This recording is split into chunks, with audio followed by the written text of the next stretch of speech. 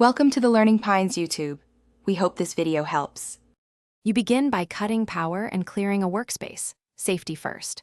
Once done, warm the sticker with a hairdryer on low for 15-25 seconds to soften the adhesive. This makes lifting easier. Use dental floss or a thin plastic card at a shallow angle to lift an edge. Go slowly so you don't tear the sticker or damage key legends. If keys are removable, gently pop them off now and place in order. This combination of heat and leverage reduces residue and protects finishes. Now you focus on residue.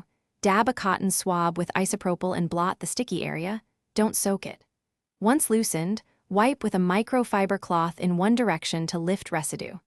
For stubborn patches, apply a little more alcohol and wait 10-20 seconds, then rub gently with a soft brush. Make sure to keep liquids away from switch gaps. Use minimal amounts and repeat short passes until clean. This method dissolves adhesive without harming key legends or plastic. You're finishing up.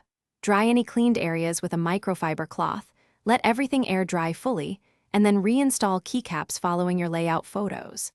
Test keys to confirm no stickiness or malfunction. If a stubborn sticker won't budge, reapply gentle heat and try floss or a plastic pick again. If adhesive has lifted paint or legends, stop and switch to mild soap and water or seek professional repair to avoid permanent damage. Make sure to power on only when completely dry. Thanks for watching. Consider subscribing if we helped you.